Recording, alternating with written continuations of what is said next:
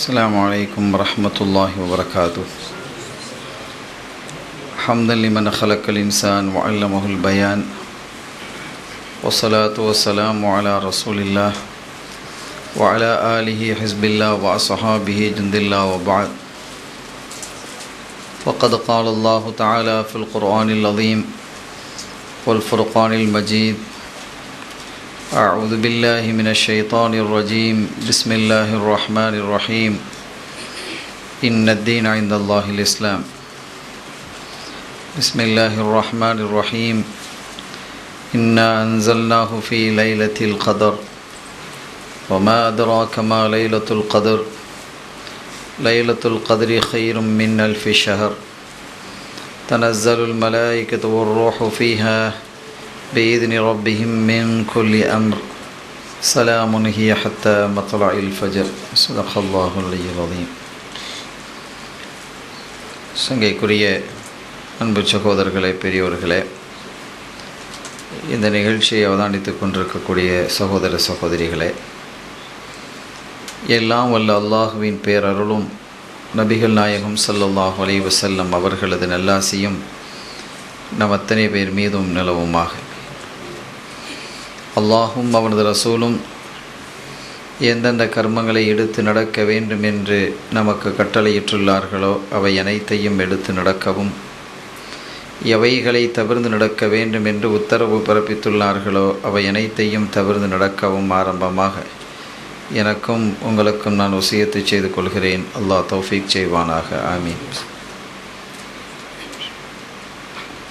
சங்கையான பெருமக்களே, ரமதான் மாதத்தினுடைய இறுதி பகுதிக்கு நாம் வந்துவிட்டோம்.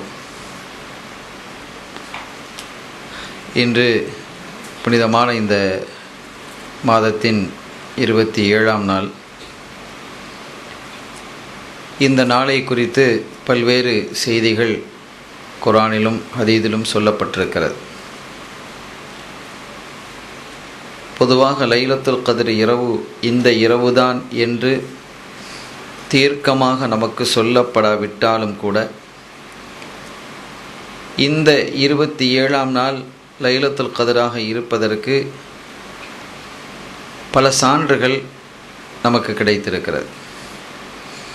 அந்த வகையிலே இந்த நாள்தான் 27ஆம் நாள் தான் லைலத்துல் கத்ருடைய இரவாக இருப்பதற்கு பொருத்தமான தினம் என்று பெருமக்கள் நிறையவே குறிப்பிட்டிருக்கிறார்கள். அந்த வகையில்தான் 27ஆம் நாளை உலகெங்கிலும் இருக்கக்கூடிய பெருவாரியாக இருக்கக்கூடிய முஸ்லிம்களின் பெருமக்கள் இந்த நாளை சிறப்பான நாளாக மனநிறைவோடு கொண்டாடி வருகிறார்கள். இந்த நாளையிலே கூடுதலான இபாதத்துகளிலே அவர்கள் ஈடுபடுகிறார்கள். ஆக இருந்த போதிலும் கூட ஒரு செய்தி நமக்கு கிடைக்கிறது, ஹதீதுகளில் பார்க்க முடிகிறது.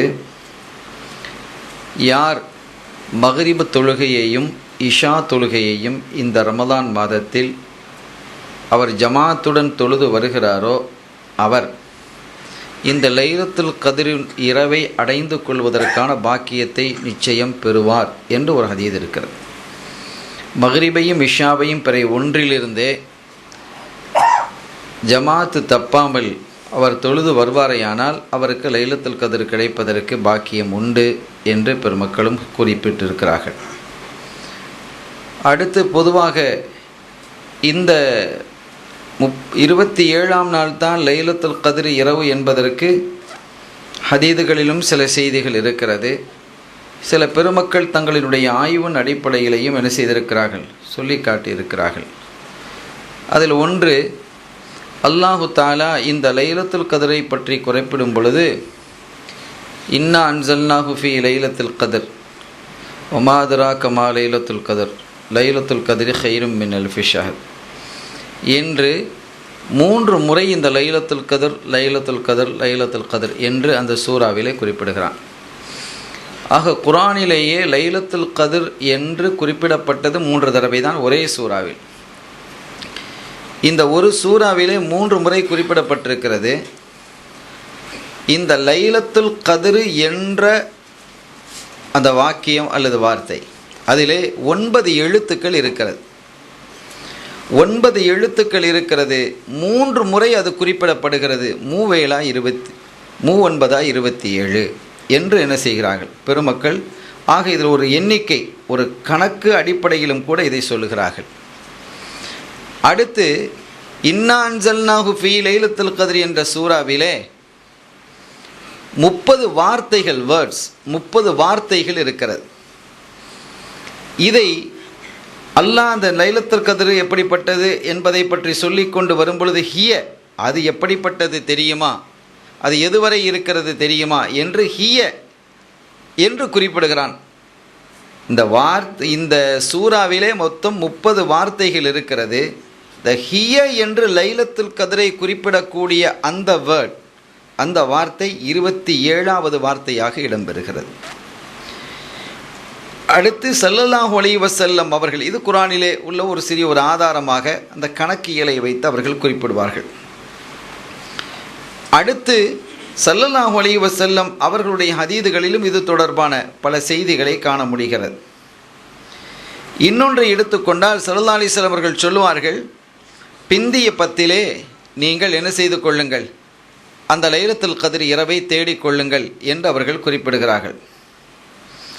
அந்த பிந்திய 10 எது?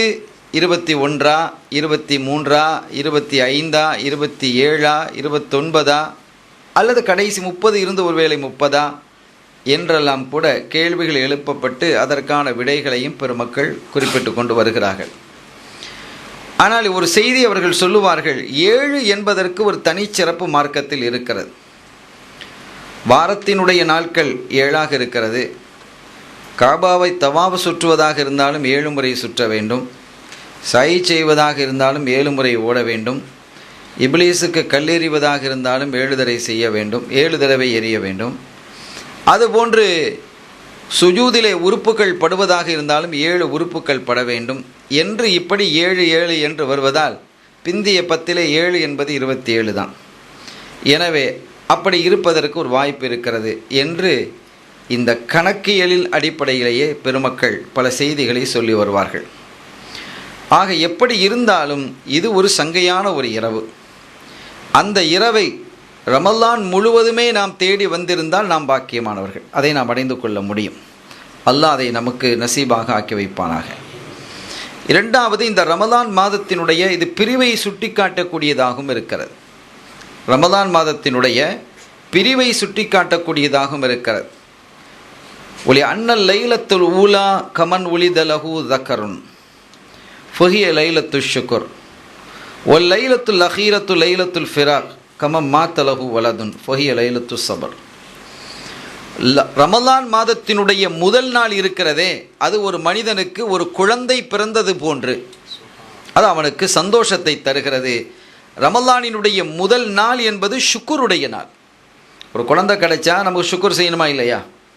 அல்லாஹ்வுக்கு நம்ம நன்றி பாராட்டணும். அல்லாஹ் நன்றி பாராட்டுவதை ரொம்ப தேடுறான். அல்லாஹ் எத்தனையோ நியாமத்துக்களை நமக்கு தந்திருக்கிறான்.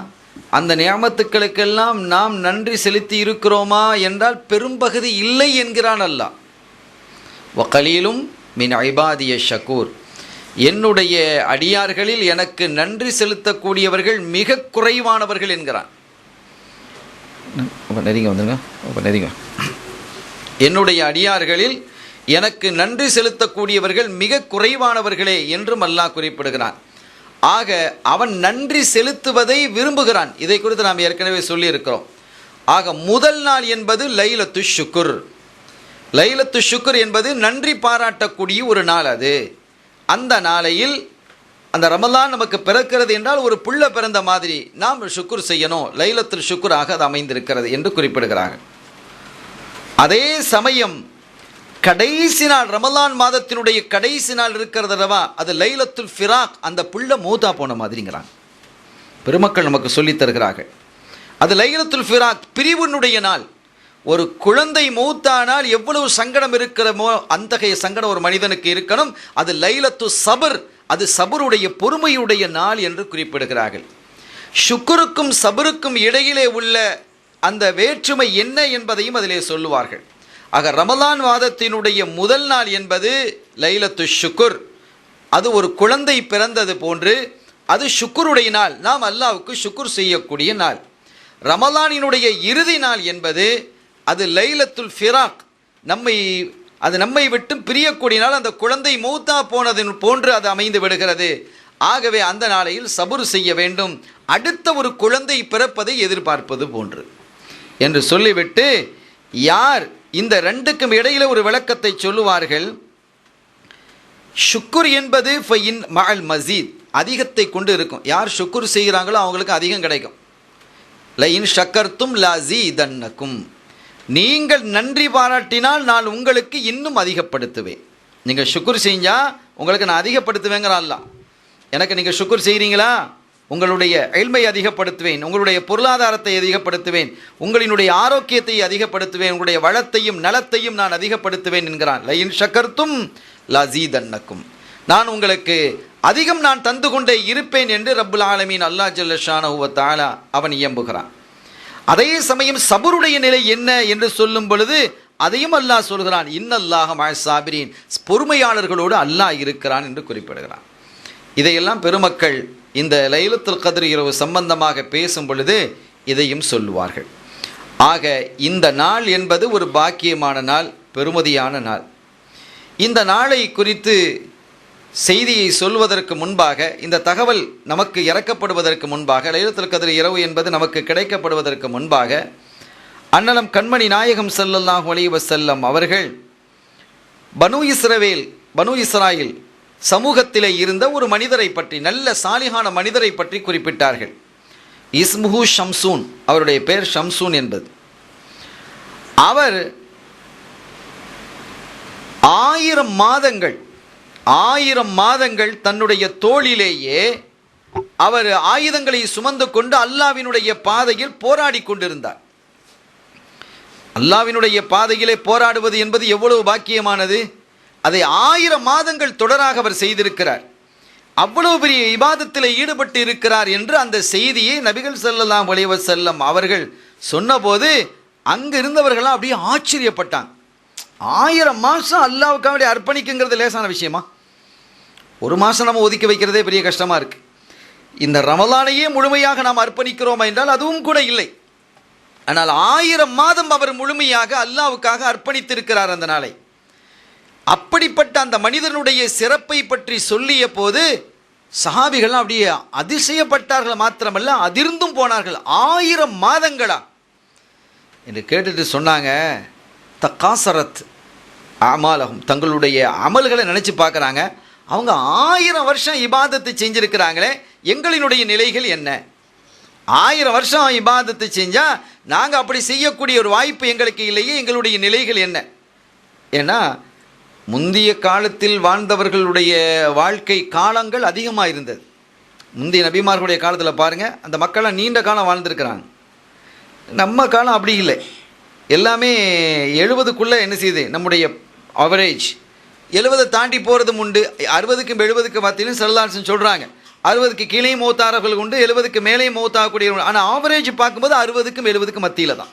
அதை ஸல்லல்லாஹு அலைஹி வஸல்லம் அவர்கள் அறிவித்து விட்டார்கள். அந்த வகையிலே பார்க்கும் பொழுது அப்போ கொஞ்சம் நெருங்க கிட்டவா.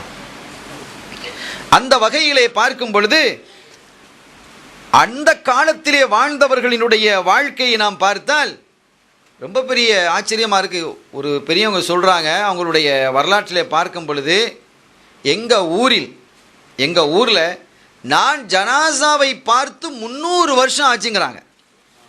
அந்த ஊரில் ஜனாசாவை பார்த்து 300 வருஷம் ஆச்சா? 300 வருஷம் யாருமே மூத்தாகல அந்த ஊரில். அப்படியானால் அவர்கள் வாழ்ந்த வாழ்க்கை எவ்வளவு? அவர்களுக்கு நீண்ட நெடிய ஆயுள் கொடுக்கப்பட்டிருந்தது. நீண்ட நெடிய ஆயுள் கொடுக்கப்பட்டு அதிலே மகத்தான அமல்களையும் இபாதத்தையும் செய்து பாக்கியத்தை அவர்கள் பெற்றுக்கொண்டார்கள். ஆனால் நமக்கு சஹாபிகள் கேட்டாங்க, நாயகமே நாங்கள் ரொம்ப சொற்பமாக இருக்கிறோமே, அப்படி ஒரு வாய்ப்பு எங்களுக்கு இல்லாமல் போய்விட்டதே. 1000 மாதம் அவர் இபாதத் செஞ்சுருக்கிறான்னு சொன்னால் எவ்வளோ பெரியது. சரி, நாங்கள் இருக்கிற வயசே கம்மி, அதுலேயும் நீங்கள் தான் இப்போ தான் எங்களுக்கு என்ன செஞ்சுருக்கிறீங்க, இஸ்லாத்தை பிரகடனப்படுத்தி இருக்கிறீங்க. நாங்கள் எங்களுடைய பாதி வாழ்க்கையை மற்ற கொள்கையிலேயே நாங்கள் என்ன செஞ்சிட்டோம், கழித்துட்டோம். இந்த நிலையில் நாங்கள் அந்த பாக்கியத்தை எப்படி பெற முடியும் நாயகமே என்று ரொம்ப அங்கலாய்த்து கேட்டபோது லேசாக கிடைக்கல இந்த லைலத்துல் கத்ர், நமக்கு லேசாக கிடைச்சிடல. ரொம்ப கஷ்டப்பட்டு சஹாபிகள்லாம் அழுதார்கள். அவர்கள் மிக எளிதுங்க 1000 வருஷம் அவ்வளோ காலம் வாழ்ந்திருக்கிறாங்க, 300 வருஷம் வாழ்ந்திருக்கிறாங்க, 400 வருஷம் வாழ்ந்திருக்காங்கன்னா இன்னும் 1000 மாதம் என்ன செஞ்சுருக்கலாம், இபாதத் செய்யலாம். 1000 மாதம் இபாதத்னா கிட்டத்தட்ட 83 வருஷமும் 4 மாதமும். இப்போ 83 வருஷம் குறைய 83 வருஷம் இபாதத்திலே தொடர்ந்து இருக்கக்கூடிய பாக்கியத்தை அவர் பெற்றிருக்கிறாரு. நாங்கள் எப்படி பெற முடியும் நாயகமே? அந்த வாய்ப்பு எங்களுக்கு இல்லாமல் போய்விட்டதே, என்ன செய்வது என்றெல்லாம் அழுது புலம்பிய போதுதான் ரப்புல் ஆலமீன் அல்லாஹ் ஜல்ல ஷானஹு வ தஆலா இந்த புனிதமான இரவை, ஒரே ஒரு இரவை இறக்கி 1000 மாதம் என்ன, 1000 மாதத்தை விட சிறந்தது இந்த ஒரு இரவு என்று அறிவித்தான். 1000 மாதம் என்ன, 1000 ஹைரும் மின் அல்ஃபி ஷஹர் என்கிறான். 1000 மாதத்தை விட இது சிறந்தது, இது மகத்தானது, பாக்கியமானது என்று ரப்புல் ஆலமீன் அல்லாஹ் ஜல்ல ஷானஹு வ தஆலா திருக்குர்ஆனின் வாயிலாக அறிவித்தான் என்றால் இந்த சமூகத்தின் மீது அல்லாஹ் கொண்டிருந்த அன்பு எவ்வளவுங்கிறத பாருங்க. ஸல்லல்லாஹு அலைஹி வஸல்லம் அவர்கள் மீது கொண்டிருந்த அன்பினால், இந்த உம்மத்தின் மீது தன்னுடைய அடியார்கள் மீது கொண்டிருந்த பாக்கியத்தின் பாசத்தினால் இறைவன் ஒரே இரவை தந்து 1000 மாதத்தை விட சிறந்ததுன்னு அறிவிச்சிட்டான். இப்போ இந்த ஒரு நாளில் யார் இபாதத்து செய்கிறாரோ அவர் மிகுந்த பாக்கியத்திற்குரியவராக இருப்பார். ஸல்லல்லாஹு அலைஹி வஸல்லம் அவர்கள் சொல்வார்கள், யார் இந்த நாளையிலே நின்று வணங்குகிறாரோ ஒஃபிரலஹு மா தகத்தம மின் தம்பிஹி வ மா தஅஹர், அவருடைய முன்பின் பாவங்கள் எல்லாம் மன்னிக்கப்படுகிறது என்று. இப்போ நாம் இதில் செய்ய வேண்டிய ஒரு விஷயம் என்ன அப்படின்னு கேட்டால், குறைஞ்சபட்சம் ஒரு நஃபில் தொழுகை 2 ரக்காத்தாவது நம்ம தொழுகிறணும். 2 ரக்காத்தாவது நம்ம என்ன செஞ்சிடணும், இது ஒரு லைலத்துல் கத்ர் இரவு என்று நாம் ஒரு நியத்து வைத்து கொண்டு ஒரு 2 ரக்காத்தாவது இந்த இரவிலே ஒரு சுன்னத்தான 2 ரக்காத்துக்களை, நஃபிலான 2 ரக்காத்துக்களை நான் தொழுகிறேன் என்று ஒரு தஹஜ்ஜுதுக்கு முன்பாகவே அல்லது தஹஜ்ஜுனுடைய நேரத்திலேயோ நாம் தொழுது கொண்டால் அது ஒருவேளை இந்த லைலத்துல் கத்ராக இருந்தால் அந்த பாக்கியத்தை நாம் பெற முடியும். அல்லாஹ் நம்முடைய பாவத்தை மன்னிக்கலாம். சங்கையான பெருமக்களே, ஆக இவ்வளவு பெரிய சிறப்பை அல்லாஹு தஆலா இந்த நாளையிலே வைத்திருக்கிறான். இன்னொன்று, இந்த இரவுக்கு லைலத்துல் லையிக், நெருக்கடியான இரவு என்று ஒரு பேரும் இருக்கு. லைலத்துல் கத்ர் இரவுக்கு சும்மியத்து லைலத்துல் கத்ரி லைலத்துல் லையிக், நெருக்கடி இரவு அப்படின்ட்டு. நெருக்கடினா என்ன, பொருளாதார நெருக்கடியா? அப்படிலாம் ஒன்றும் இல்லை. நெருக்கடினா இந்த நாளையில் தனஸ்ஸலுல் மலாயிகா, மலக்குமார்கள் கோடி கோடியாக பூமியில் இறங்குறாங்களாம். இறங்குனா பூமி நெருக்கடியாக ஆகிவிடுகிறது மலக்குமார்களுடைய வருகை கொண்டு. நம்ம கண்களுக்கு தெரியல, எங்கெல்லாம் நிறைஞ்சு இருப்பாங்க. ஆனால் பார்க்குறவங்க இருக்கிறாங்க, மலக்குமார்களை பார்க்கக்கூடியவர்கள் இருக்கிறாங்க. மலக்குமார்களை பார்க்க முடியும், மலக்குமார்களை பார்ப்பது ஒன்றும் தடையல்ல. ஆனால் அதற்குண்டான ஒரு தரஜாவை அவங்க பெறணும். அதற்குண்டான அந்தஸ்தை யார் பெறுகிறாரோ அவங்க மலக்குமார்களை என்ன செய்ய முடியும், பார்க்க முடியும். மலக்குமார்களுடைய ஸல்லல்லாஹு அலைஹி வஸல்லம் அவர்களுடைய காலத்தில் ஒரு சஹாபி,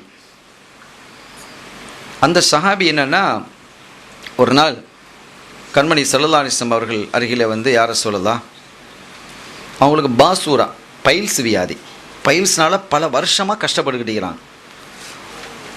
அவங்க வந்து சொன்னாங்க, நாயகமே எனக்கு பைல்ஸ் வியாதியால் ரொம்ப கஷ்டப்படுறேன், அந்த மூல வியாதி, எனவே இந்த வியாதி என்னை விட்டு நீங்கணும். யாரும் சொல்ல, நான் பொறுமையாக தான் இருந்தேன், ஆனால் தொழுகைக்கு வரும்போதெல்லாம் ரொம்ப சிரமமாக இருக்குது. கழுவியை கொண்டு அது ரத்தம் வடிந்து கொண்டு இருக்கிறது, அதை சுத்தப்படுத்தி கொண்டு உங்களுக்கு பின்னால் வந்து தொழுவதற்கெல்லாம் ரொம்ப சிரமமாக ஆகிவிடுகிறது நாயகமே, எனவே இந்த நோய் நீங்குவதற்கு எனக்கு துஆ செய்யுங்க அப்படின்னு கேட்டாங்க.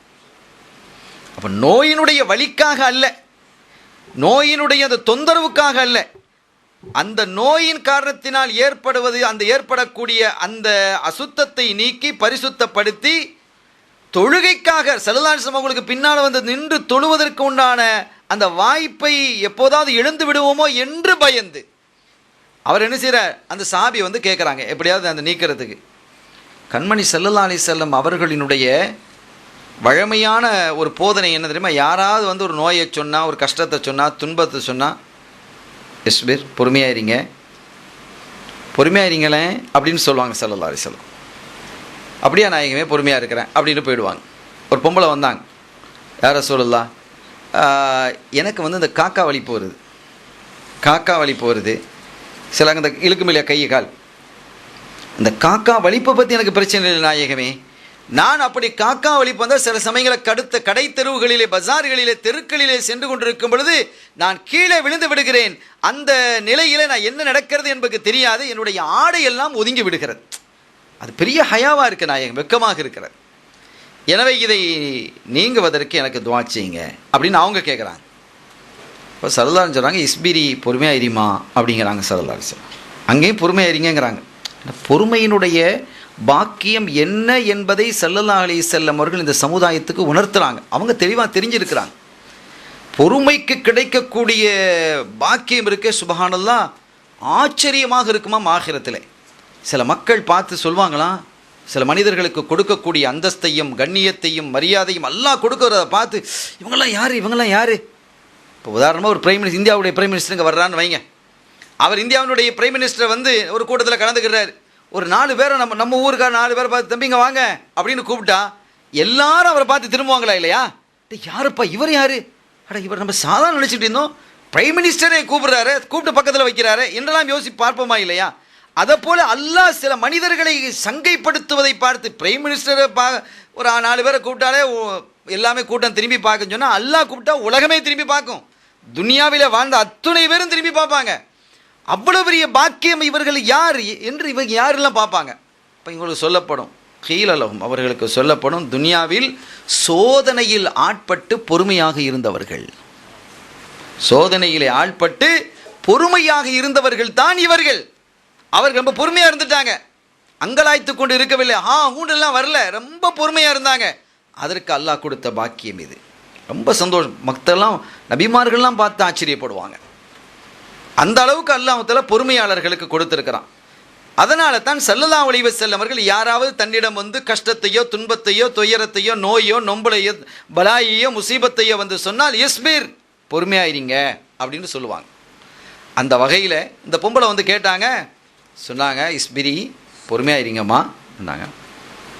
சரி நாயகமே, பொறுமையாயிருங்கன்னு சொல்ல மாட்டாங்க. பாருங்கள் ஸல்லல்லாஹு அலைஹி வஸல்லம் உடைய அந்த இயல்பை பாருங்கள், குணத்தை. இஸ்பிரி ஃபலக்கில் ஜன்னா, பொறுமையாயிருங்க, உனக்கு சொர்க்கம். ஒரு பதிலுக்கு ஒன்று கொடுக்குறாங்க ஸல்லல்லாஹு அலைஹி வஸல்லம். பொறுப்பேற்கிறாங்க அவங்க, உனக்கு சொர்க்கம் கிடைக்கிறது நான் பொறுப்பேற்கிறேங்கிறாங்க. நீ பொறுமையாரி, உனக்கு சொர்க்கம் கிடைக்கும். ஆக ஸல்லல்லாஹு அலைஹி வஸல்லம் வெறுமனே பொறுமையாக இருக்க சொல்கிறதில்லை, ஒரு பாக்கியத்தை அவர்கள் கொடுப்பார்கள். இஸ்பிரி ஃபலக்கில் ஜன்னா, பொறுமையாயிருமா, உனக்கு சொர்க்கம் கிடைக்கும். பொறுப்பேற்றுக்கிறாங்க ஸல்லல்லாஹு அலைஹி வஸல்லம். அந்த பொண்ணு சொன்னாங்க, சரி நாயகமே, நான் பொறுமையாக இருக்கிறேன், அந்த நோய் என்னோட இருக்கட்டும், அதை பற்றி பிரச்சனை இல்லை. ஆனால் ஒரு சின்ன ஒரு துவா, நான் அப்படியே கீழே விழுந்தாலும் கூட என் ஆடை விலகாமல் இருப்பதற்கு துவா செய்யுங்க. நான் அந்த ஒன்றுக்காவது ஸல்லல்லாஹு அலைஹி வஸல்லம் துவா செய்கிறேன்னாங்க. துவா செய்ததோட ஆடையும் விலகையில், நோயும் வரல. அப்போ சொர்க்கமும் உங்களுக்கு கிடச்சிருச்சு. எனவே இப்படி ஸல்லல்லாஹு அலைஹி வஸல்லம் அவர்கள் இஸ்பிரி, பொறுமையாக இருங்கள் என்ன செய்வாங்க, சொல்லி காட்டுவாங்க. அதை மாதிரி இந்த சஹாபிக்கு பாசூரா என்ற மூலவியாதி இருந்தது. அந்த மூலவியாதியில் கடுமையாக பாதிக்கப்பட்டார்கள். ஒரு செய்தி அங்கே நம்ம விட்டுட்டு வந்திருக்கிறோம். அதை தெளிவுபடுத்துவதை ஜாயின் பண்ணுறதுக்காக இந்த தகவலை சொல்கிறேன். மூலவியாதியால் கஷ்டப்பட்டிருந்து அவர்கள் ஸல்லல்லாஹு அலைஹி வஸல்லம் போய் சொன்னாங்க, நாயகமே ரொம்ப கஷ்டமாக இருக்குது, இந்த மாதிரி பிரச்சனை இல்லை, தொழுகைக்கெலாம் வர்றதுக்கு ரொம்ப சிரமமாக இருக்குது நாயகமே, அந்த நோய் நீங்கிறதுக்கு துவா செய்யுங்க. இஸ்பிர், பொறுமையாரிங்கம்மா. இல்லை நாயகமே, என்னால் முடியல, ரொம்ப கஷ்டமாக இருக்குது, ரொம்ப சிரமமாக இருக்குது, ஒரு காரியத்தையும் செய்ய முடியல, தொழுகைக்கு வர்றதுனாலும் திரும்ப கழுவிட்டு சுத்தப்படுத்திட்டு ரத்தம் ஓடிக்கிட்டு இருக்குது, பேண்டேஜ் போட்டுட்டு கொண்டுட்டு இப்படிலாம் வர வேண்டியிருக்குது. அந்த காலத்தில் இந்த பேம்பஸ்லாம் இல்லை, அந்த மாதிரி காலம் அது. எனவே இப்படியெல்லாம் எனக்கு சிரமம் இருக்கிறது நாயகமே என்று திரும்ப கேட்டதும் ஸல்லல்லாஹு அலைஹி வஸல்லம் என்ன செஞ்சாங்க, கையை வைத்திட்டாங்க. அல்லாஹும்ம ஆஃபிஹி அல்லாஹும்ம அஷ்ஃபிஹி, அல்லாஹ்வே அவருக்கு நீ ஆஃபியத்தை கொடுப்பாயாக, அவருக்கு நீ சுகத்தை கொடுப்பாயாக. துவா செஞ்சுட்டாங்க. இவர் எழுந்து போகும் பொழுதே அவருக்கு நோய் இல்லை, நோய் நீங்கிடுச்சு, நல்ல ஆஃபியத்தோடு போகிறார். வழிகளே அவருக்கே தெரியுது, நாம் கிளியர் ஆகிட்டோம் அப்படிங்கிறது தெரியுது. 3 நாள் கழிந்திருக்கும். 3 நாள் கழிஞ்சு திருப்பி ஸல்லல்லாஹு அலைஹி வஸல்லம் வரா அந்த சஹாபி. என்ன நாயகமே, சொல்லுங்கள், என்ன விஷயம்? அந்த நோய் எனக்கு திருப்பி வரணும் கேட்குறாங்க. நோய் யாராவது திருப்பி கேட்பாங்களா? நோய் வரணும்னு யாராவது கேட்பாங்களா? அதுவும் ரொம்ப கஷ்டமான ஒரு அவதியான ஒரு நோய் அது, பைல்ஸ் வியாதிங்கிறது. அந்த நோய் எனக்கு திருப்பி வரணும் நாயகமே. நான் தான் உங்களுக்கு சொன்னேன் பொறுமையாக இருங்கன்னு, நான் உங்களுக்கு பொறுமையாக இருங்கன்னு சொன்னேன் இல்லையா? ஆமாம் நாயகமே. ஆனால் நான் ஒன்றை புரிஞ்சுக்கிட்டேன், இல்லை நாயகமே, நான் விளங்கிக்கிட்டேன் நாயகமே, நீங்கள் சொன்னதில் அந்த வார்த்தையினுடைய யதார்த்தம் என்பதை இப்போதான் அந்த 3 நாட்களில் தான் நான் உணர்றேன். ஆகவே எனக்கு அந்த நோய் திருப்பி வரணும், எனக்கு நீங்கள் துவா செய்யுங்க. நோய் திருப்பி வரணும்னுக்கு யாராவது துவா செய்ய சொல்லுவாங்களா? அந்த வரலாற்றிலே இதான் புதுசாக நம்ம பார்க்க முடியும். இப்படியெல்லாம் இறைநேசர்கள் இருந்திருக்கிறாங்க. ஸல்லல்லாஹு அலைஹி வஸல்லம் துவா செஞ்சாங்க, நோய் திருப்பி வந்துருச்சு. என்ன அப்படி கேட்டாங்க? எதுக்கு அந்த நோயை கேட்டாங்கன்னா, இந்த சஹாபிக்கு அல்லாஹு தஆலா ஒரு வகையில் ஒரு நோயை ஒரு மனிதனுக்கு கொடுத்தால் இன்னொரு வகையில் ஒரு சிறப்பு ஒன்று கொடுத்துருப்பான். சில பேருக்கு இந்த கண் தெரியாத பிள்ளைகளுக்கு பாருங்கள், ஞாபக சக்தி அதிகமாக இருக்கும், மோப்ப சக்தி அதிகமாக இருக்கும், சட்டுன்னு புரிந்து கொள்ளக்கூடிய சக்தி. ஏதாவது ஒரு குறையை கொடுத்தா ஒரு நிறைய அல்லாஹ் கொடுப்பான். அதை மாதிரி இந்த சஹாபிக்கு என்ன நடந்தது என்று சொன்னால், அந்த சஹாபி இப்போ நாம் இப்போ பெரும்பாலான நம்ம சில ஊர்களில் அது நடைமுறையில் இருக்குது, சில ஊர்களில் நடைமுறையில் இல்லை. அசர் தொழுகைக்கு பிறகு, சுபுகு தொழுகைக்கு பிறகு ஜமாத்து முடிந்தது எல்லாரும் முசாஃபா செஞ்சுக்கிடுவாங்க. சில ஊர்களில் நடைமுறையில் இருக்குது, சில ஊர்களில் நடைமுறையில் இல்லை. அது ஏன் அப்படி? அந்த 2 தொழுகைக்கு மட்டும் ஏன் முசாஃபா செய்கிறாங்க, மற்ற தொழுகைலாம் செய்கிறது இல்லையா? ஒஹரு, மகரிபு, இஷா அதெல்லாம் என்ன விட்டுட்டு இப்போ எங்கள் ஊர்லலாம் அது இருக்குது. அசருக்கு பிறகும் சுபுவுக்கு பிறகும் முசாஃபா செய்வாங்க. அது காரணம் இல்லாமல் இல்லை, எல்லாம் நான் ஏற்கனவே சொன்ன மாதிரி ஆபாக்கள் சரியான காரணத்தோடு செஞ்சுருக்கிறாங்க. இரவு மலக்குமார்கள், மலாயிக்கத்துல் லைலா மலாயிக்கத்துன் நஹார், பகல் மலக்குமார்கள் என்று அல்லாஹ் தஆலா மலக்குமார்கள் 2 விதமாக பிரித்து வச்சிருக்கிறான். இரவில் வருவாங்க, அவங்க பகல் வரும்பொழுது திருப்பி மேலே போயிடுவாங்க. பகலில் இருக்கக்கூடியவங்க இரவு வரும்போது மேலே போயிடுவாங்க. இப்படி இரவும் பகலுமாக இரவு மலக்குமார்கள் பகல் மலக்குமார்கள் இருக்கிறாங்க. இந்த பகல் மலக்குமார்கள் எப்போ வருவாங்கன்னு கேட்டால் சுபுகில் இறங்குவாங்க. சுபுகு தொழுகையில் தான் இறங்குவாங்க. இறங்கிட்டு சுபு தொழுகையில் இருப்பாங்க, லொஹர் தொழுகையில் இருப்பாங்க, அசர் தொழுது விட்டு முசாஃபா செஞ்சுட்டு போயிடுவாங்க. யாரோட முசாஃபா செய்வாங்கன்னா, அசர் தொழுகைக்கு இரவினுடைய மலக்குமார்கள் அசர் தொழுகைக்கு ஜமாத்துக்கு வந்துடுவாங்க. அந்த 2 சந்திச்சுக்கிடுவாங்க. அந்த 2 மலக்குமார்கள் சந்திக்கக்கூடிய இடம் அசர் தொழுகை, அந்த நேரம் அசர் தொழுகையாக இருக்கிறது. ஆக இரவிலே வந்த மலக்குமார்கள் அசர் தொழுது விட்டு மேலே போயிடுவாங்க. இரவினுடைய மலக்குமார்கள் பகலுடைய மலக்குமார்கள் அசர் தொழுது விட்டு மேலே போவாங்க. அதே மாதிரி இரவினுடைய மலக்குமார்கள் அசர் தொழுகைக்கு என்ன செய்வாங்க, சேருவாங்க. அப்போ இதில் பாருங்கள், பகல் மலக்குமார்கள் அசர் தொழுது விட்டு மேலே போகிறாங்க, இரவு மலக்குமார்கள் அசர் தொழுகையில் கலந்து கொள்கிறாங்க. அப்போ 2 மலக்குமார்களும் சங்கமிக்கக்கூடிய ஒரு இடம். இந்த இரவு மலக்குமார்கள் அசர தொழுவாங்க, மகரிப தொழுவாங்க, இஷாவை தொழுவாங்க, சுபுக தொழுதுட்டு மேலே போயிடுவாங்க. பகல் மலக்குமார்கள் சுபு தொழுகைக்கு ஆஜராகிடுவாங்க. அவங்க சலாம் கொடுத்துட்டு போவாங்க, முசாஃபா செய்வாங்க. ஆக மலக்குமார்கள் முசாஃபா செய்யக்கூடிய ஒரு நேரமாக அசரும் சுபுகும் இருக்கிறது.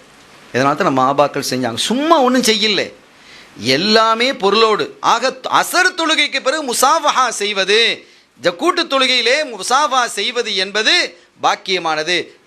மலக்குமார்களுடைய முசாஃபா அவங்களுக்கும் கிடைக்கிது. யாரெல்லாம் இப்போ முசாஃபா செய்கிறோமோ நம்ம அறியாமலே முசாஃபா நடக்குது. இப்போ எத்தனை தடவை நம்ம ஜமாத் தொழுதுகிட்டு தான் இருக்கிறோம், முசாஃபா செய்கிறோம். யாருக்காவது மலக்குமார்கள் முசாஃபா செஞ்சுக்கிறாங்களா? நமக்கு தெரியல. முசாஃபா செய்கிறாங்க, நமக்கு தெரியறதில்லை. ஆனால் இந்த பைல்ஸில் உள்ள சஹாபி சொன்னமே, அவங்களுக்கு அந்த பாக்கியம் இருந்தது. மலக்குமார்கள் முசாஃபா செய்கிறது அவங்களுக்கு தெரியும். அந்த ஸ்பரிசம், ஒரு ஆள் இருக்க மாட்டாங்க, முசாஃபா செய்யப்படும். அப்போ உணர்ந்துக்கிடுவாங்க மலக்குமார்கள் முசாஃபா செய்கிறாங்க. முசாஃபா செய்வதை, அந்த மலக்குமார்கள் முசாஃபா செய்வதை, கைலாக செய்வதை என்ன செய்கிறாங்க, இந்த சஹாபி உணர்ந்தாங்க. எப்போ இந்த பைல்ஸ் வியாதி நீங்கியதோ அப்போ அதுவும் நீங்கிடுச்சு. 3 நாளாக மலக்குமார்கள் முசாஃபா செய்யலை. பார்த்தாங்க, ஆகா, மலக்குமார்களினுடைய முசாஃபாவும் சேர்ந்துல போய் நோய் நீங்கினதோடு இதுவும் சேர்ந்துல போயிடுச்சு. எவ்வளோ பெரிய பாக்கியம்! மலக்குமார்களுடைய முசாஃபா தனக்கு கிடைக்கிறது எவ்வளோ பெரிய பாக்கியமா இல்லையா? அத்தர்வியோடையோடு கூட உட்கார்ந்தா அத்தர் மணக்க தானே செய்யும். மலக்குமார்களுடைய தொடர்பு கேட்டுப்பட்டால் அந்த பாக்கியம் கிடைக்கத்தானே செய்யும். ஸல்லல்லாஹு அலைஹி வஸல்லம் சொல்கிற உதாரணம், நீ நல்லவனுக்கு உதாரணம் சொல்லும், நல்லவனோடு சேர்ந்து இருப்பதற்கு உதாரணம் சொல்லும் பொழுது, அத்தர் வியாபாரியோடு நீ சேர்ந்து உட்காருவது போன்று. அவர் என்ன செய்வார், ஒரு அத்தர் பார்க்குறது வருவார், அங்கே தேய்க்கிறதோட இங்கேயும் கொஞ்சம் தேய்ச்சிக்கிடுவார். அப்போ அவர்கிட்ட நம்ம மணக்க தான் செய்வோம். கண்மணி ஸல்லல்லாஹு அலைஹி வஸல்லம் அவர்கள் சொன்ன உதாரணம். ஆக நல்லோர்களோடு சேர்ந்திருப்பதற்கு உதாரணமாக கண்மணி நாயகம் ஸல்லல்லாஹு அலைஹி வஸல்லம் சொன்னது, அத்தர் வியாபாரிகளோடு நீங்கள் இருப்பது போன்று என்று குறிப்பிடுகிறார்கள். ஆக சங்கையானவர்களே, மலக்குமார்களினுடைய முசாஃபா என்பது அவ்வளவு பெரிய பாக்கியம். அந்த முசாஃபா நமக்கு நடந்துக்கிட்டு தான் இருக்குது, ஆனால் நமக்கு தெரியல. நமக்கு தெரியலைன்னா எல்லாருக்கும் இல்லை, தெரிகிறவங்க நிறைய இருக்கிறாங்க. இன்றும் வாழ்ந்து கொண்டிருக்கிறார்கள். முசாஃபா, மலக்குமார்களை பார்க்கக்கூடியவர்கள், அவர்களுடைய தொடர்புடையவர்கள், மலக்குமார்களோடு பேசக்கூடியவர்கள் இன்றும் இருந்து கொண்டிருக்கிறாங்க. கியாமத் நாள் வரைக்கும் அது இருப்பாங்க. அது அல்லாஹ் குர்ஆன்ல சொல்லியிருக்கிறான். சரி, ஹைர். அத்தகைய மலக்குமார்கள், கோடான கோடி மலக்குமார்கள் லைலத்துல் கத்ர் இரவு அன்று இந்த பூமியிலே இறங்குவதின் காரணத்தினால் இந்த நாளுக்கு லைலத்துல் லையிக், நெருக்கடியான இரவு, கால் வைக்க இடம் இல்லைங்கிறாங்க. மலக்குமார்கள் வந்ததுனால இங்கே யாருக்கு, மனிதர்களுக்கு கால் வைக்கும் இடமெல்லாம் மலக்குமார்கள் இருக்கிறாங்களாம். அதனால் இந்த சிறப்பு இந்த நாளுக்கு இருக்காது. லைலத்துல் கத்ர் என்று ஏன் அதற்கு கனதிமிக்க இரவு என்று பெயர் வந்தது என்றால், கனதிமிக்க வேதம், கனமான சிறப்பான ஒரு வேதம் குர்ஆன்.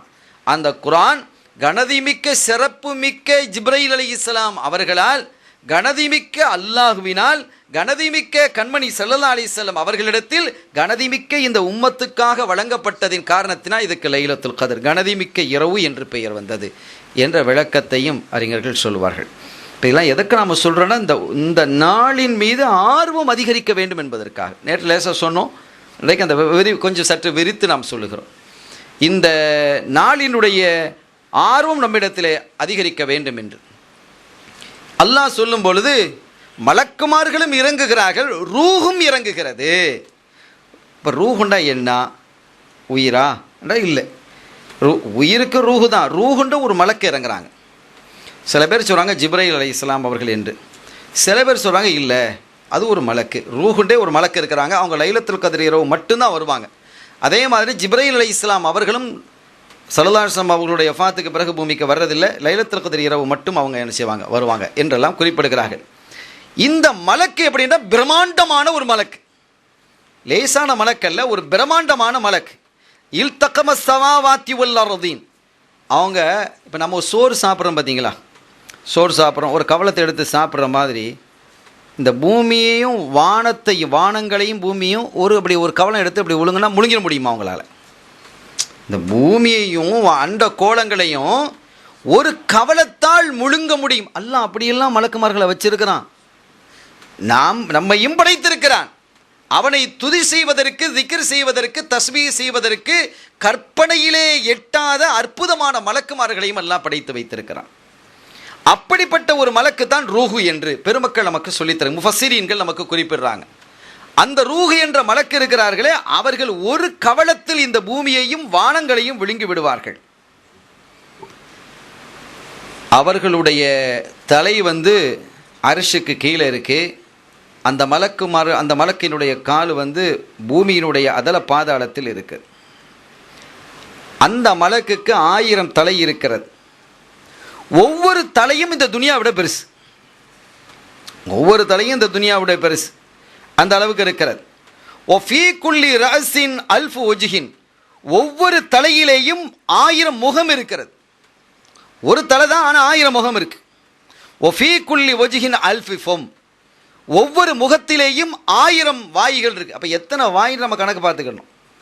1000 என்று 1000 என்று 1000 அப்படி போய்கிட்டே இருக்கு. கால்குலேட்டர் எல்லாம் டிஜிட் இல்லை. ஒஃபீ குல்லி ஃபமின் அல்ஃபி லிசான். ஒவ்வொரு வாயிலையும் 1000 நாக்குகள் இருக்கிறது. யுஸப்பிஹுல்லாஹ பிகுல்லி லிசானின் அல்ஃபனவ்.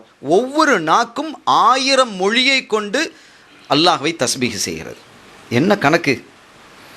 ஒரு மலக்கை வச்சு அல்லாஹ் தால அந்த உலகத்தில் உள்ள அத்தனை பேரும் செய்யக்கூடிய தஸ்பீஹை ஒரு மலக்கை வச்சே செஞ்சுட்டு போயிடுறான்.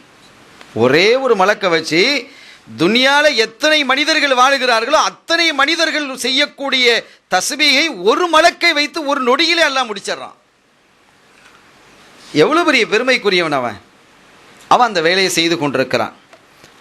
மின தஸ்பீஹி ஒத்தஹ்மீதி ஒத்தம்ஜீதி லிகுல்லி லிசானின் லுகத்தின் லா இஷ்பிஹில் உக்ரா.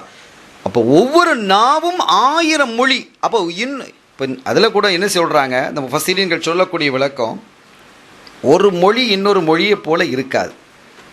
இப்போ உதாரணமாக தமிழ் இருக்குது, கேரளா மொழி மலையாளம் பேசுகிறாங்க. மலையாளமும் தமிழும் பல விஷயங்களில் ஒத்து வரும். அந்த மொழியில் பேசுகிறதுக்கு திருவனந்தபுரத்தில் உள்ள கேரளாக்காரங்க யாராவது பேசினா நமக்கு விளங்கும். வந்தும் போயும் அப்படின்னு நம்ம ஒரு மூக்கை கொஞ்சம் ஒட்டிக்கிட்டு பேசினா கிட்டத்தட்ட அது மலையாளம் மாதிரி ஆகிடுது. அப்போ இந்த மாதிரி ஒரு இஷ்பாஹ், ஒரு ஒப்புவமைங்கிறது இருக்கிறது ஒரு மொழிக்கும் இன்னொரு மொழிக்கும் இடையிலே. அதே மாதிரி உருது, அரபி, ஃபார்சி, இந்த மொழிகளை பார்த்தா இதுக்கடையில் ஒரு ஒப்பு உமை இருக்கிறது. ஆனால் இந்த ஒவ்வொரு நாக்கும் பேசக்கூடிய இந்த மொழி என்பது ஒரு மொழியை போன்று இன்னொரு மொழி ஒப்பு உமையே இருக்காது, அதுக்கு தொடர்பே இருக்காது. என்ன அஜாயிபான மொழிகள்! அப்போ நம்ம இந்த உலகத்தில் எத்தனை மொழி இருக்குன்னு ஒரு கணக்கு சொல்கிறான். இந்த மலக்கு பேசுகிற மொழி எத்தனை மொழி? ஒரு நாவு 1000 மொழி பேசுது. அது 1000 வாயில் 1000 நாக்கு இருக்குது. இப்போ என்ன கணக்கு? 1000 வாய் என்று சொல்லி பார்த்தா எத்தனை முகம் இருக்குது? இப்படி கணக்கு பார்த்தேன்னு சொன்னால் அந்த மொழியினுடைய கணக்கே நம்ம கொண்டு வர முடியல, எண்ணிக்கை எத்தனை சொல்ல முடியல. அந்த அளவிற்கு ரப்புல் ஆலமீன் அல்லாஹ் ஜல்ல ஷானஹு வ தஆலா அப்படிப்பட்ட ஒரு மலக்கை படைத்து வைத்திருக்கிறான். அந்த மலக்கு ஃபைதஃப்தஹ அஃப்வாஹஹு பித்தஸ்பீஹி, தஸ்பீஹ் செய்கிறதுக்காக அந்த மலக்கு வாயை திறந்தாங்கன்னு வைங்க, ஹர்ர குல்லு மலாயிகத்தி சமாவாத்தி சுஜ்ஜதா, எல்லா மலக்குமார்களும் அப்படியே சுஜூதில் விழுந்துருவாங்களாம். மகாஃபத்தன் ஐ யுஹரிகஹும் நூறு அஃப்வாஹிஹி, அந்த மலக்குமாரனுடைய வாயிலிருந்து வரக்கூடிய நூறு தங்களை எரித்து விடுமோ என்று சுஜூதில் விழுந்துருவாங்களாம். மற்ற மலக்குமார்கள் அவ்வளோ பிரகாசமாக இருக்குமா, பிரைட், ரொம்ப வெளிச்சம் கூட இருந்தால் இப்போ நம்ம பார்க்குறோம், அந்த லைட்டு இந்த லைட்டுன்னு போட்டுங்கிறோம், சுடுதா இல்லையா மேலே, முடியலப்பா சரியான சூடாக இருக்குது, ஆஃப் பண்ணு நம்ம சொல்கிறோம், சொல்லத்தானே செய்கிறோம். இந்த நூறையே முடியலன்னு சொன்னால் அந்த நூறு எப்படி இருக்கும்? அவர்களால் தாங்கிக் கொள்ள முடியாத ஒளியாக அது இருக்கும். அத்தகைய சிறப்புக்குரிய அந்த மலக்கு லைலத்துல் கத்ர் இரவு அன்று இங்கே இறங்குறாங்களாம், பூமிக்கு இறங்குறாங்க. இறங்கினா சும்மா இறங்குவாங்க? சும்மா வருவாங்களா? ஒரு முக்கியமான ஒரு ஆள் வர்றாரு, இந்த நாட்டுக்கு வர்றாரு, பிரசிடெண்ட் வர்றாரு, அந்த நாட்டில் உள்ள வர்றாரு, இந்த நாட்டில் உள்ள பிரசிடெண்ட் வர்றாரு, சும்மா வந்துட்டு போவாங்களா? எத்தனை ஒப்பந்தங்கள் நிறைவேறும்? 2 நாடுகளுக்கும் இடையிலே கொடுக்கல் வாங்கல் மற்ற விஷயங்கள் எத்தனை ஒப்பந்தங்கள் செய்யப்படுகிறது. அதை மாதிரி இந்த மலக்கு வாராங்கன்னு சொன்னால் சும்மா வரமாட்டாங்க, பரக்கத்தையும் ரஹமத்தையும் அள்ளிக்கிட்டு வருவாங்க இந்த மக்களுக்கு. எத்தனை துவாக்கள் இருக்கிறது, அவருடைய பார்வை யார் மீது படுகிறதோ அதெல்லாம் பெரிய பரக்கத். ஆக இவ்வளவு பெரிய சிறப்பை இந்த இரவு தன்னகத்தில் வைத்திருக்கிறது. சங்கையான பெருமக்களே, லைலத்துல் கத்ர் சிறப்பை பற்றி நாம் நிறைய கேள்விப்பட்டிருக்கிறோம், நிறைய தகவல்களை கேள்விப்பட்டிருக்கிறோம். இந்த நாளையில் நாம் சொல்ல வேண்டியது என்ன? இது நேற்று நாம் சொன்னோம், இன்றும் ஞாபகப்படுத்துகிறோம். இந்த லைலத்துல் கத்ர் இரவிலே நான் திரும்பவும் உங்களுக்கு சொல்கிறேன், லைலத்துல் கத்ர் இரவு எந்த இரவு என்று நமக்கு தீர்மானிக்கப்படவில்லை. ஆனாலும் 27 என்பதில் பல செய்திகள் இருக்கிறது, பல கருத்துக்களும் ஹதீதுகளும் ஆய்வுகளும் நமக்கு தெளிவுபடுத்துகிறது 27இல் இருப்பதற்கு வாய்ப்புகள் அதிகம். எனவே அந்த வாய்ப்பை நம்ம பயன்படுத்தி தான் இது போன்ற பயான்களையும் திக்ர் மஜ்லிஸ்களையும் மற்ற காரியங்களையும் நாம் இபாதத்துகளை நாம் செய்து கொண்டிருக்கிறோம். அல்லாஹ் அந்த நாளை நமக்கு நசீபாக ஆக்கி வைக்கட்டும். சங்கையான பெருமக்களே, அந்த நாளையில் நான் என்ன சொல்ல வேண்டும் நாயகமே? இதுதான் லைலத்துல் கத்ர் இரவு என்று எனக்கு தெரிந்தால் நான் என்ன சொல்ல வேண்டும்? கூலி, நீ சொல், அல்லாஹும்ம இன்னக அஃபுன் துஹிப்புல் அஃவ ஃபஅஃபு அன்னி, இறைவா நீ மன்னிக்கக்கூடியவன், மன்னிப்பை விரும்புகிறாய், என்னை மன்னிப்பாயாக என்று நீ கேள் என்று கண்மணி ஸல்லல்லாஹு அலைஹி வஸல்லம் அவர்கள் சொன்னதாக ஹதீதுகள் நமக்கு தெளிவுபடுத்துகிறது. அருமையான பெருமக்களே, அப்படிப்பட்ட ஒரு சங்கையும் சிறப்பும் இன்னொன்னையும் சொன்னாங்க. ஆயிஷா நாய் சின்னதாக நேற்று சொன்னோம். இந்த நாள் அந்த நாள் என்று தெரிந்தால் நான் இதை சொல்லுவேன். அல்லாஹ்விடத்தில் நான் எதை கேட்பேன் தெரியுமா? ஆஃபியத்தை கேட்பேன், உடல் ஆரோக்கியத்தை கேட்பேன் என்றார்கள் சையதத்னா ஆயிஷா நாயகி ரலியல்லாஹு தஆலா அன்ஹா அவர்கள். ஆக இப்படிப்பட்ட இந்த நாள் எந்த நாள் என்று நமக்கு தீர்மானிக்கப்படவில்லை என்றாலும் இந்த நாளாக இருப்பதற்கு நமக்கு கூடுதலான வாய்ப்புகள் நமக்கு கிடைத்திருக்கிறது ஹதீதுகளின் வாயிலாக. அதுபோன்று பல்வேறு செய்திகளின் தகவல்களின் வாயிலாக நமக்கு இந்த தகவல்கள் கிடைத்திருக்கிறது. எனவே இந்த நாளை சரியான முறையில் நாம் பயன்படுத்தி கொள்ள வேண்டும். இந்த நாள் வந்து விட்டால் அருள் நபி கண்மணி சய்யிதுனா முஹம்மதுன் ஸல்லல்லாஹு அலைஹி வஸல்லம் அவர்கள் இந்த பிந்திய பத்திலே தங்களினுடைய முழு கவனத்தையும் செலுத்தி இபாதத்தின் பக்கம் தங்களை திருப்பிக் கொள்வார்கள் என்றெல்லாம் ஹதீது நமக்கு தெளிவுபடுத்துகிறது. பிந்திய பத்திலும் 6 இரவுகள் நம்மை கடந்து இன்று 7வது நாளாக இந்த நாள். இந்த நாளையில் இன்னும் 2 நாள், இது தவிர்த்து 2 அல்லது 3 நாட்களோ எஞ்சி இருக்கக்கூடிய இந்த நாளை சரியான முறையில் நாம் பயன்படுத்தி கொள்ள வேண்டும் என்று இந்த நல்ல நேரத்தில் நான் கேட்டுக்கொண்டு, அருமையானவர்களே, இன்றோடு இந்த மஜ்லிஸினுடைய இறுதி பயானாக இது நிறைவுபடுத்தப்படுகிறது. கடந்த காலத்தில் இந்த 27 நாட்கள் அல்லது 26 நாட்கள் நாம் செய்த இந்த பயான்களினுடைய பலனை அல்லாஹு தாலா நமக்கு நசீபாக்கி வைக்க வேண்டும். அதன் மூலமாக முடிந்தவரை நாம் வணக்க வழிபாடுகளிலே ஈடுபடுவதற்கான தௌஃபீக்கையும் அல்லாஹ் எனக்கும் உங்களுக்கு நம்மை சார்ந்தவர்களுக்கும் தந்தருள் வாழிக்க வேண்டும் என்ற பிரார்த்தனையோடு நாம் கேட்டுக்கொள்வதெல்லாம் பொதுவான மனிதர்களாக இருக்கக்கூடிய நாம் மனிதர்களாக வாழ முயற்சிக்கணும். இதுதான் இஸ்லாம் சொல்லக்கூடிய ஒன்று. மனிதர்களாக பிறந்த நாம் மனிதர்களாக வாழ முயற்சிக்கணும்.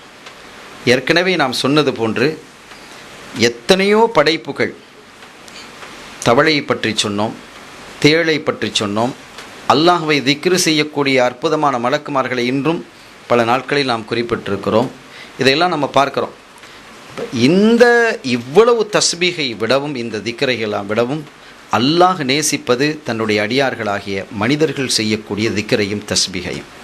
அல்லாஹ்வுக்கு நாம் நன்றி செலுத்தக்கூடியவர்களாக, அவனுடைய விருப்பத்திற்கு உரியவர்களாக, அவனுடைய நேசத்திற்கு உரியவர்களாக நம்மை நாம் ஆக்கிக்கொள்வதற்கு முயற்சிக்க வேண்டும். அதற்கு வழி என்ன என்றால், அவனும் அவனுடைய திருத்தூதராம் கண்மணி முஹம்மது முஸ்தபா ஸல்லல்லாஹு அலைஹி வஸல்லம் அவர்களும் சொல்லியதை நாம் செய்ய வேண்டும்.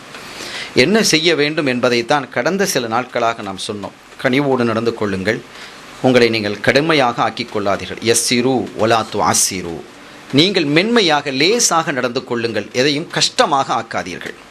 யாருக்கும் கஷ்டத்தை தராதீர்கள், யாருக்கும் துன்பத்தை தராதீர்கள். உங்களிடத்திலே பணி செய்கிறார்களா வேலையாட்கள், அவர்களுடைய கூலியை உடனடியாக கொடுத்து விடுங்கள். நீங்கள் அதே மாதிரி நீங்கள் கூலியை கொடுத்து விடுங்கள். நீங்கள் யாரிடத்திலாவது வேலை செய்கிறீர்களா அந்த வேலையை ஒழுங்காக செய்யுங்கள் என்றார்கள் ஸல்லல்லாஹு அலைஹி வஸல்லம். நீங்கள் கூலியை மட்டும் வாங்கினது போதாது, நீங்கள் செய்கிற வேலையும் சரியாக நீங்கள் செய்யணும். மார்க்கம் எப்படி சொல்லுது? ஸல்லல்லாஹு அலைஹி வஸல்லம் சொல்வாங்க, இது நமக்கெல்லாம் தெரியும். உங்களிடத்தில் வியர்வை காய்வதற்கு முன்பாக தொழிலாளர்களுடைய கூலியை கொடுத்து விடுங்கள் என்று ஸல்லல்லாஹு அலைஹி வஸல்லம் சொல்லுவாங்க. இது எல்லாருக்கும் தெரிஞ்ச விஷயம்தான். இப்போ இதிலிருந்து என்ன தெரிகிறது? தொழிலாளர்களுக்கு ஸல்லல்லாஹு அலைஹி வஸல்லம் அவர்கள் கொடுத்த உரிமை, அவர்களுடைய கூலியை என்ன செஞ்சணும்? உடனடியாக கொடுத்துடணும், கஷ்டப்படுத்தக்கூடாது. இன்னைக்கு வா, நாளைக்கு வா, நான் சாயந்தரம் வா, அப்படிலாம் சொல்லிட்டு இருக்கக்கூடாது. வேலை முடிஞ்சுதான் கூலியை கொடுத்து அனுப்பு என்று அவர்கள் சொல்லியிருக்கிறார்கள் என்று உலமாக்கள் பேசி வருவார்கள். அதுதான் கருத்து. ஆனால் ஸல்லல்லாஹு அலைஹி வஸல்லம் அவர்கள் இங்கே ஒன்றை சொன்னார்கள். என்ன சொல்லியிருக்கிறாங்கன்னு கேட்டால், வியர்வை காய்வதற்கு முன்பாகங்கிற ஒரு உதாரணத்தை சொல்கிறாங்க. ஏன் வியர்வையை கொண்டு வந்தாங்க? ஆய்வு செய்கிறார்கள் இமாம்கள். வியர்வை காய்வதற்கு முன்பாக என்று ஏன் சொல்ல வேண்டும்? உடனடியாக கூலியை கொடுங்க, தாமதப்படுத்தாதீர்கள் என்று சொன்னால் போதுமானது தானே. ஏன் வியர்வை என்று சொல்ல வேண்டும்? ஏசியில் உட்காந்து வேலை செய்யணும், அவனுக்கு வியர்வையாக வருது, அப்போ அவனுக்கு கூலியை கொடுக்க வேணாமா? குளிர்காலத்தில் வேலை செய்யலாம், குளிர் பிரதேசங்களில் வேலை செய்யலாம், அவனுக்கு வியர்வை வராது, அப்போ அவனுக்கு கூலியே தேவையில்லையா என்றெல்லாம் கேள்வி எழுகிறது. ஆக வியர்வை என்பது ஒரு ஓமானம். அது எதை சொல்லுகிறது? உண்மையாக உழைத்தால் வியர்வை வரும் இல்லையா? ஆக அவனிடமிருந்து நாம் உடனடியாக கூலியை எதிர்பார்ப்பது போன்று நீங்கள் கூலியை கொடுங்கள் என்று சொல்லக்கூடிய ஸல்லல்லாஹு அலைஹி வஸல்லம் வியர்வை வருவது போன்று நீங்கள் உண்மையாக உழைக்கவும் வேண்டும் என்றார்கள். ஆக உழைக்கும் வர்க்கத்திற்கும் சொன்னார்கள், முதலாளி வர்க்கத்திற்கும் இந்த ஹதீஸின் மூலமாக உபதேசம் செய்திருக்கிறார்கள். இப்படி நாம் நடந்து கொள்ள வேண்டும். அடுத்தவர்கள் பசிக்கிறது என்று வந்தால் அதில் நாம் இரக்கம் காட்ட வேண்டும். பசிக்கிறதுக்கு நம்ம கொடுத்துடணும். அது ஒரு பெரிய சதக்காங்கிறாங்க. சதக்காக்களிலே உயர்ந்த சதக்கா அன்துஷ்பிஅல் கபிதல் ஜாயிஅ, பசித்திருக்கக்கூடிய குடலை நிரப்புவதுதான் உயர்ந்த சதக்கா என்கிறார்கள் அருள்நபி ஸல்லல்லாஹு அலைஹி வஸல்லம். அந்த பசியின் காரணத்தினால் எத்தனையோ மக்கள் வழி தவறி போனதும் உண்டு. கொள்கையிலிருந்தும் மாறி போயிருக்கிறார்கள், ஈமானிலிருந்தும் மாறி போயிருக்கிறாங்க. அதையும் நாம் கடந்த காலத்தில் நம்ம சொல்லியிருக்கிறோம். சில குறிப்புகளை சொல்லிட்டு வந்திருக்கிறோம். அதனுடைய மொத்த சாராம்சத்தை நான் சுருக்கமாக உங்கள் முன் வைக்கிறேன். கடந்த உரையினுடைய சாராம்சங்கள். ஆக மனிதர்களாக வாழ முற்பட வேண்டும். வீட்டில் எப்போதும் அடக்குமுறையை மேற்கொள்ளாதீர்கள். உங்கள் வீடுகளில் அடக்குமுறையை மேற்கொள்ளாதீர்கள். வாப்பா வர்றாங்க, அத்தா வர்றாங்கன்னு சொன்னால் பிள்ளைகளாம் நடுங்கணும் என்று நினைக்காதீர்கள். பிள்ளைகள்லாம் சந்தோஷப்படணும் என்று நினையுங்கள். நாளடைவில் என்ன நடக்கும்? பிள்ளைகளுக்கும் தந்தைக்கும் பெற்றோருக்கும் இடையிலே விரிவு அதிகமாகிவிடும், தூரம் அதிகமாகிவிடும். அப்படி ஒரு தூரத்தை நீங்கள் ஏற்படுத்தாதீர்கள். உங்களுடைய கட்டுப்பாட்டுக்குள், உங்களுடைய அரவணைப்புக்குள் இருங்கள். கொண்டு வந்து விடுங்கள் பிள்ளைகளை, மனைவி மக்களை. அதுபோன்று பிள்ளைகளாக இருக்கக்கூடிய நீங்கள் பெற்றோரை எப்படி மதித்து நடக்க வேண்டும் என்பதையும் நாம் வலியுறுத்தி சொன்னோம். எப்படி நடக்க வேண்டும், பெற்றோர்களுக்கு எவ்வளவு மரியாதை செய்ய வேண்டும், பெற்றோர்களுக்கு பிள்ளைகள் செய்ய வேண்டிய கடமை என்ன? முந்தைய காலத்தில்லாம் வந்தால் பெற்றோர் வாப்பாவை தான் டிபெண்ட் பண்ணி இருக்கணும் பிள்ளைகள்லாம். இப்போ அப்படி இல்லை. பிள்ளைகள் சம்பாதிக்கிறாங்க, இந்த ஊர்லேயும் பார்க்குறோம். இளைஞர்கள் சம்பாதிக்கிறார்கள், அவர்களுடைய கையிலே காசுகள் புழங்குகிறது. பெற்றோர் பிள்ளையை நம்பி இருக்க வேண்டிய ஒரு சூழல் உருவாகிவிட்டது. அந்த நிலையிலும் கூட நீங்கள் எப்படி நடந்து கொள்ள வேண்டும் தெரியுமா? நான் ஓதும்போது என்னுடைய உஸ்தாத், எங்கள் மதரசாவுடைய ஒரு பிரின்சிபலாக இருந்தவங்க, நான் வெளியூரில் ஒரு நாள் ஒரு வருஷம் ஓதணும், குரான் ஓதும்போது அவங்க வஃபாத் ஆகிட்டாங்க. அவர்கள் என்ன செய்வாங்க, நான் ஓதும்போது அவங்களுக்கு வயசு, அந்த பிரின்சிபாலுக்கு வயசு 81 வயசு, அந்த மதரசாவுடைய பிரின்சிபல். மாத சம்பளம் வாங்குவாங்க. அப்போ அவங்க உம்மாவும் இருக்கிறாங்க, 100 வயசை தாண்டிடுச்சு அவங்க உம்மாவுக்கு. அந்த பிரின்சிபலுக்கு உம்மா இருக்கிறாங்க, வயசு 100 தாண்டிடுச்சு. மாத சம்பளம் கொடுத்ததும் அந்த ரூபாயை வாங்கிக்கிட்டு நேரம் அம்மாட கையில் கொண்டு போய் கொடுத்துருவாங்க. சம்பளத்தை என்ன செய்வாங்க, தாயினுடைய கையில் கொண்டு போய் கொடுப்பாங்க. அப்போ உம்மா சொல்லுவாங்களாம், என்ன செய்வாங்க, அதுலேருந்து ஒரு பரக்கத்து ஒரு 50 ரூபா மட்டும் எடுத்துக்கிட்டு, வாப்பா பிள்ளைகளுக்கெல்லாம் கொடுமா, மனைவி மக்களுக்கு கொடுன்னு சொல்லுவாங்க. அல்லாஹ் அதில் பரக்கத்து செய்கிறான். நம்ம மக்களுக்கு நிறைய தெரிவதில்லை. பெற்றோரினுடைய கையிலே கொடுத்து வாங்குங்கள். பெற்றோருடைய கையில் நீங்கள் கொடுத்து வாங்க, அதைத்தான் அல்லாஹ் விரும்புகிறார், ரசூலும் விரும்புகிறாங்க ஸல்லல்லாஹு அலைஹி வஸல்லம் அவர்கள். அதில் பெரிய பரக்கத்தை வச்சு 81 வயசு நான் ஓதுகிற காலம், 81 வயசில் நேராக சம்பளம் வாங்கிட்டா நேராக வீட்டுக்கு தான் போய் கொண்டு கொடுத்துருவாங்க. அம்மாவோட கையில் கூட 100 வயசு, 100 தாண்டி போகுது, செஞ்சுரி அடிச்சுட்டாங்க. அந்த வயசில் அந்த கிழவியினுடைய அந்த மூத்த பெண்ணினுடைய கையில் கொண்டு கொடுத்து, அம்மா இந்த மாதம் சம்பளம் தந்திருக்கிறாங்க. ஒரு பிரின்சிபல் அப்படியே வாப்பான்னு சொல்லி ஒரு 50 ரூபா மட்டும் எடுத்துடும். பிள்ளை தான் கவனிக்கிறார், எதையும் கவனிக்கிறார். ஒரு பரக்கத்துக்கு ஒரு 50 ரூபா மட்டும் எடுத்துக்கிட்டு, பஞ்சாபி பிள்ளைகளுக்கு கொடுமா, நல்லா இருப்பா அப்படின்னு துவா செஞ்சு தருவாங்க. அந்த துவா இருக்குதே, வாங்கியது 1000 இருந்தாலும் அது பன்மடங்காக பெருக்கி தந்துடும். அதில் அல்லாஹ் பரக்கத்து செய்வான். முந்தைய காலத்தில் பாருங்கள், கொஞ்சம் காசு இருக்கும், பரக்கத்து இருந்தது. நிறைய காசு இருக்குது, பரக்கத்து இல்லை. அபிவிருத்தி சுருக்கப்பட்டு விட்டது. காரணம் என்ன? நாம் சரியான முறையில், நடைமுறையில் நாம் நாம சம்பாதிக்கிறோங்கிறது வரக்கூடாது. அந்த உணர்வுகள் நம்மிருந்து அப்பாற்படணும். எனவே பெற்றோரை நாம் கண்ணியப்படுத்த வேண்டும், பெற்றோர்கள் பிள்ளைகளை அரவணைக்க வேண்டும். அதே மாதிரி ஒரு கணவன் மனைவியை, மனைவி கணவனை என்ன செய்ய வேண்டும், கண்ணியப்படுத்த வேண்டும். இன்று எவ்வளவு குறைந்து போய்விட்டது. உலக ஆசைகள், உலக மாயைகள் வந்ததும் அப்படி இருக்கணும், இப்படி இருக்கணும், அவனை போல இருக்கணும், இவளை போல இருக்கணும், இவன் விரும்புகிறான். பக்கத்து வீட்டுக்காரையை பாரு, அவன் எவ்வளோ வசதியாக இருக்கிறான். தன் கணவனினுடைய நிலை என்ன, வருவாய் என்னங்கிறத ஒவ்வொரு மனைவியும் உணரணும். அவள் உணரணுமா இல்லையா? அவள் உணர்ந்து நடந்து கொள்ளணும். அதற்கு தகுந்தவாறு தான் கணவனுடைய நிலை என்ன என்பதை உணர்ந்து அவன் அதுக்கு தகுந்தவாறு தன்னுடைய வாழ்க்கை அமைத்துக் கொள்ளணும். நல்ல முறையில் சம்பாதிக்கிறான், பரக்கத்தாக இருக்கிறான், பரவாயில்ல. அவனால் முடிஞ்சது, அவன் பாருங்க, அவன் அப்படி சம்பாதிக்கிறான், இப்படி அப்படிலாம் பார்க்க முடியாது. இவனால் என்ன சம்பாதிக்க முடிகிறது, நமது கணவன் எப்படி சம்பாதிக்கிறான் என்பதை பார்த்து அதை கொடுக்கணும். அவன் வீட்டில் பெரிய கோடீஸ்வரியாக இருந்திருக்கலாம், அவள் பெரிய கோடீஸ்வரி செல்வ சீமாட்டியாக இருந்திருக்கலாம். வாப்பா தந்தை இருக்கக்கூடியவர், அத்தாவாக இருக்கக்கூடியவர் இப்போதும் என்ன செய்யலாம், பரக்கத்தா இப்பவும் கொடுக்கலாம். அண்ணா வச்சுக்க, மாதம் ஒரு 10,000 வச்சுக்க, 15,000 வச்சுக்கிட்டு கொடுக்கலாம். ஆனாலும் கணவன் தரக்கூடிய ஒரு 1000 ரூபாய் தான் அவளுக்கு கூடுதல் சந்தோஷத்தை தரக்கூடியது. அதை தெரிஞ்சுக்கிடணும். ஆகவே நீங்கள் என்ன செய்யணும், சரியான முறையில் கொடுக்கணும். அதே போன்று அவளும் எப்படி நடந்து கொள்ள வேண்டும், அதுக்கு தகுந்தவாறு கணவனினுடைய வருவாய் தகுந்தவாறு தான் நடக்கணும். அதுதான் அவளுக்கு சந்தோஷத்தை தரணும். அப்படி நடந்து கொள்ள வேண்டும். ஒரு பெண்ணும் அப்படி நடக்கணும், ஒரு ஆணும் அப்படி நடக்கணும். அதே மாதிரி கணவனினுடைய வருவாய் அறிந்து அவள் நடக்க வேண்டியது போன்று மனைவியினுடைய நிலை உணர்ந்து தன்னுடைய வசதி வாய்ப்புகளையும் கருத்தில் கொண்டு அவனும் சரியான முறையில் செயல்படணும். எல்லாம் மார்க்கம் தெளிவுபடுத்தி தந்திருக்குது. இந்த தெளிவுகள் நம்மிடத்திலே வறுமையானால் குடும்பங்களிலே பிரச்சனை இருக்காது. அல்லாஹ் ரசூலுடைய பயம் வந்துடும், அச்சம் வந்துடும். இப்படி தான் நடக்கணும், இதான் வழி, இதான் இப்படி போனால் தான் நமக்கு ஜன்னா சொர்க்கம் இருக்கிறது என்று அந்த தீர்மானத்திற்கு நாம் வந்து விடுவோமையானால் நமது வாழ்க்கை சீராக இருக்கும். சங்கைக்குரிய பெருமக்களே, செய்திகளை நிறைய சொல்ல வேண்டும் என்ற உணர்வும் ஆசையும் எனக்கு நிறைவேறுகிறது. ஆனால் இடத்தினுடைய நெருக்கடி, இங்கே இன்னும் போதிய இந்த வியர்வை எங்கேயும் நம்ம உழைக்கிற மாதிரி இங்கே இப்போ வேர்வை கொட்டிக்கிட்டு இருக்குது. ஏசிலையும் ஃபேன்லையும் வேர்வை கொட்டிக்கிட்டு இருக்குது, நெருக்கடி மக்கள். ஆகவே நீண்ட நேரத்தை நான் என்ன செய்யவில்லை, நான் எடுத்துக்கொள்ளவில்லை. பொதுவாக அருள் நபியாம் கண்மணி நாயகம் ஸல்லல்லாஹு அலைஹி வஸல்லம் அவர்கள் நமக்கு சொல்லி தந்த வழியை நாம் சரியான முறையில் பின்பற்றிக் கொள்ள வேண்டும். எல்லாவற்றுக்கு மேலாக நமது உயிரிலும் மேலான கண்மணி ஸல்லல்லாஹு அலைஹி வஸல்லம் அவர்கள் மீது உண்மையான நேசமும் அன்பும் கொள்ள வேண்டும். எவ்வளவுதான் இபாதத்துக்களை செய்தாலும் அந்த அன்பு இல்லை என்றால் சொர்க்கம் போக முடியாது, அல்லாஹ் அனுமதிக்க மாட்டான் என்பதை புரிந்து கொண்டு அந்த அருள் நபி ஸல்லல்லாஹு அலைஹி வஸல்லம் இந்த உலகத்தை அழகான ஒரு உலகமாக, நல்ல ஒரு உலகமாக சமைப்பதற்காக வருகை தந்தவர்கள் அவர்கள். நான் வந்ததெல்லாம் உங்களினுடைய குணத்தை அழகுபடுத்துவதற்காக, நிறைவுபடுத்துவதற்காக, உங்களுக்கு கற்றுத்தருவதற்காக என்று ஸல்லல்லாஹு அலைஹி வஸல்லம் அவர்கள் குறிப்பிடுகிறார்கள். இப்படியெல்லாம் இதையெல்லாம் நீங்கள் கவனத்தில் கொண்டு கண்மணியாம் ஸல்லல்லாஹு அலைஹி வஸல்லம் அவர்கள் மீது அதிகமான ஸலவாத்துக்களை ஓத வேண்டும், அதிகமான அன்பை நாம் செலுத்த வேண்டும். அவர்கள் விரும்பி நமக்கு வழங்கிய அந்த வழிகளை நம்முடைய வாழ்வாக நாம் கொள்ள வேண்டும். அதற்கான தௌஃபீக்கை அல்லாஹ் எனக்கும் உங்களுக்கும் நம்மை சார்ந்தவர்களுக்கும் தந்தருள் வாழிப்பானாக. எல்லாம் வல்ல அல்லாஹ்வின் அருளையும் ஸல்லல்லாஹு அலைஹி வஸல்லம் உடைய ஷஃபாத்தையும் அல்லாஹு தஆலா நமக்கு அருள்வானாக என்ற பிரார்த்தனையோடு ஒரு சின்ன ஒரு நன்றியையும் நாம் தெரிவித்துக் கொள்கிறோம். எதிர்பாராத விதமாகத்தான் நான் என்ன செய்தேன், இந்த வருஷம் நான் ஹாங்காங்க்கு வந்தேன். இங்கே நான் வருகை தருவதற்கு அல்லாஹு தஆலாவுடைய நாட்டம் இருந்தது.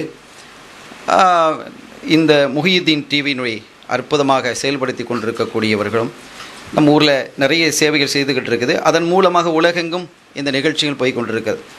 அதனுடைய ஸ்தாபகராக இருக்கக்கூடிய ஜலீல் மைதி ஹஸ்ரத் அவர்கள்தான் என்னை இந்த நிகழ்ச்சியில் ஏற்படுவதற்கான ஒரு ஏற்பாடை அவர்கள் செய்தார்கள். அல்லாஹ் தஆலா அவர்களுக்கு பூரண ஆயுளையும் நல்ல ஆரோக்கியத்தை தந்து மேலும் நல்ல பணிகளை செய்வதற்கான தௌஃபீக்கை அல்லாஹ் வழங்குவானாக என்ற பிரார்த்தனையோடு இந்த இடத்தை, இந்த சிறிய இடமாக இருந்தாலும் இந்த நல்ல பணி இங்கே நடக்க வேண்டும் என்று கூத்தானூரை சார்ந்த தர்பா சயீத் அஹமத் அவர்கள் இந்த ஏற்பாடை செய்திருக்கிறார்கள். அவர்களுக்கும் நான் நாம் எல்லோரும் நன்றி சொல்லிக் கொள்வோமாக. அத்தோடு இங்கே வருகை தந்தவர்கள், பல இடங்களிலுமிருந்து கேட்டுக்கொண்டிருக்கக்கூடியவர்கள், இவர்கள் எல்லாருக்குமே அல்லாஹு தஆலா அவர்களுக்கும் அவருடைய குடும்பத்தார், நமக்கும் இதை கேட்டுக்கொண்டிருக்கக்கூடிய எல்லாருடைய குடும்பத்தார்களுக்கும் அல்லாஹு தஆலா அருள் பாலிக்க வேண்டும். இதற்காக இளைஞர்களாக இருக்கக்கூடிய பிள்ளைகள் நிறைய செலவு செய்து நேரத்தையும் அர்ப்பணித்து பிள்ளைகள் நிறைய செய்து நான் பார்த்துருக்கிறேன். அல்லாஹு தஆலா இவர்களுடைய வாழ்வையும் செழிப்பாகவும் சிறப்பானதும் ஆக்கி வைத்து ஈருலக சௌபாக்கியங்கள் அல்லாஹு தஆலா இவர்களுக்கு தர வேண்டும் என்ற பிரார்த்தனையோடு இன்ஷா அல்லாஹ் இன்றைய உரையை நாம் நிறைவுபடுத்திக் கொள்வோம். அடுத்து இன்ஷா அல்லாஹ் ஒரு சிறிய துஆவோடு நாம் இந்த மஜ்லிஸை நிறைவுபடுத்துவோம். நாளை தினம் இன்ஷா அல்லாஹ் நம்முடைய கௌலன் மஸ்ஜிதில் அங்கே உள்ள தராவீஹ் தொழுகைக்கு பிறகு தஸ்பீஹ் தொழுகையும் வித்ரு தொழுகையும் தௌபாவும் நடைபெறும் என்று அறிவித்திருக்கிறார்கள். இன்ஷா அல்லாஹ் அதிலேயும் கலந்து கொள்வோமாக. அதே மாதிரி அந்த நிகழ்ச்சியில் பெண்களுக்கும் தனியான ஏற்பாடு செய்யப்பட்டிருக்கிறது என்று அறிவிக்கிறார்கள். இன்ஷா அல்லாஹ் அதனை கலந்து கொள்ளுமாறு கேட்டுக்கொள்வோம். அல் ஃபாத்திஹா.